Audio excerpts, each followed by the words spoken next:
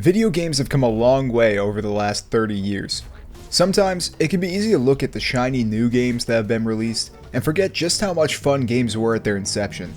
Every now and then, we're graced with a game that combines modern polish with all of the things that we loved about games in their infancy. Olija is one of those games.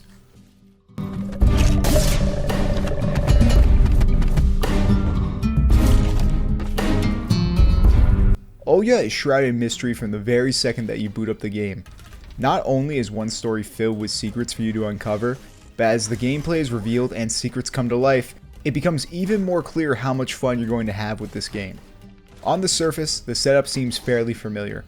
Our protagonist, Faraday, is shipwrecked in the foreign land of Terraphage, and is desperately searching for a way to get him and his remaining crew home in one piece.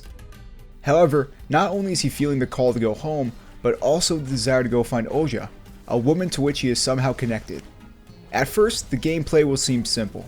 You'll immediately think back to classics like the original Prince of Persia as you start your quest. As you continue to explore, the game will really set itself apart. Exploration is key to your success. Early on, you'll meet an old boatman that will come at your call to take you to the location of your choosing. As you make your way through each, you'll find new maps that will allow you to sail to various sites in order to make your way back home. Early on, players will hack and slash their way through the first couple of locations until you discover the harpoon. Once you do, you'll realize that Olija has a lot more depth than it initially appeared. The harpoon becomes the centerpiece of the entire game, and whether you live or die will depend entirely on your ability to master this weapon. Faraday has the ability to transport wherever his harpoon lands. This makes the harpoon not only the most important weapon that you wield, but an important way for you to traverse through levels as well.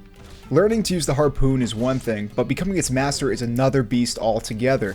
As you make your way through Faraday's journey, you'll need to rely on the harpoon more and more. Some areas will require some complex movement, and you'll need to time each move perfectly in order to avoid dying and having to redo the entire level. Prepare to do a bit more guessing as the game progresses due to a lack of direction at times with regard to where you need to teleport with your harpoon. Your trusty tool cannot latch on to everything, so it will take some trial and error as you make your way through difficult areas on the map. Though you rely heavily on the harpoon, secondary weapons will be necessary to help you in combat as well. While you can pick up upgrades for the harpoon throughout the game, secondary weapons tend to be very strong and help you progress a little bit more swiftly. You'll want to mix in your rifle, sword, and other weapons in order to defeat your enemies and continue on the path ahead. Keep an eye out on the bubbles above Faraday's head.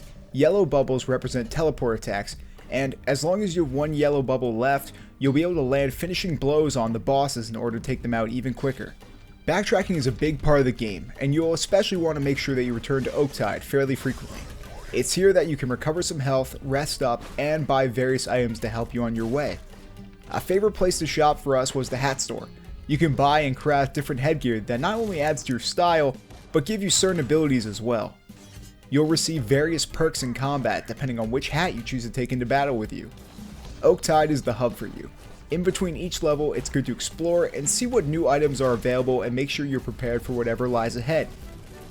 Graphically speaking, Olija won't turn any heads, even though it's meant to look like it's from a bygone era. It never looks terrible, but it feels as though the pixelization was a little exaggerated. The sound, however, is where the game really shines.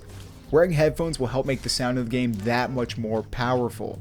You'll hang on every word of every conversation, even though you won't understand a word they are saying without reading the subtitles. The sound effects and music really come together to create something special here.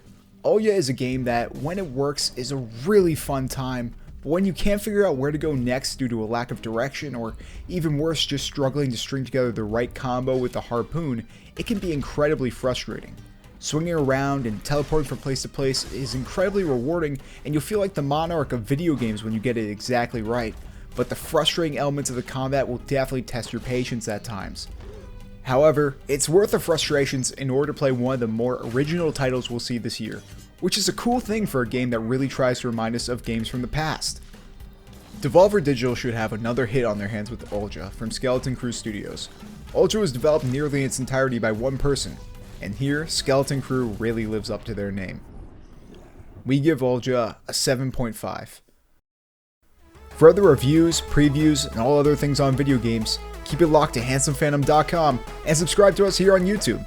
My name's Matt. Have a good one.